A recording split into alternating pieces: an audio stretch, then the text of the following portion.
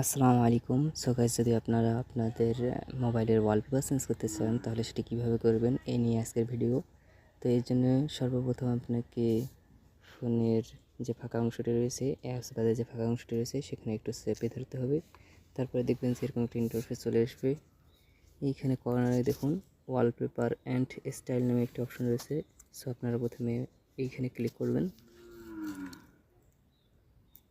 এইখানে ক্লিক করার পর দেখতে পাচ্ছেন এখানে চেঞ্জ ওয়ালপেপারস নামে একটি অপশন রয়েছে, এইখানে ক্লিক করবেন। ক্লিক করার পর এখানে দেখতে পাচ্ছেন যে অনেকগুলো ওয়ালপেপার রয়েছে,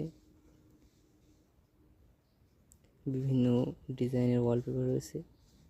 সো আপনারা এখান থেকে চাইলে আপনাদের ওয়ালপেপার সিলেক্ট করতে পারেন। যদি আপনারা আপনার গ্যালারি থেকে ওয়ালপেপার সিলেক্ট করতে চান তাহলে আপনি গ্যালারিতে চলে যাবেন, গ্যালারি নামে অপশনটিতে চলে যাবেন।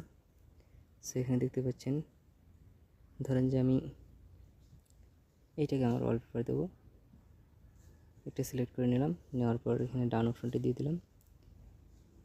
কিছুক্ষণ সময় লাগবে। দেখতে পাচ্ছেন যে হয়ে গেছে।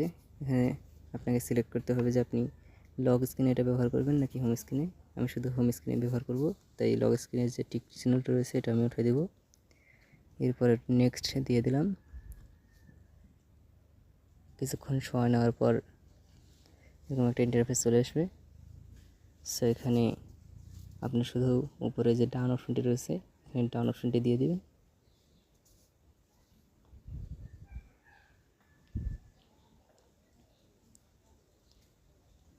সো এখন আপনারা এই ইন্টারফেসটা কেটে দেবেন। কেটে দেওয়ার পর দেখতেই পাচ্ছেন যে আমার ওয়ালপেপারটা চেঞ্জ হয়ে গেছে।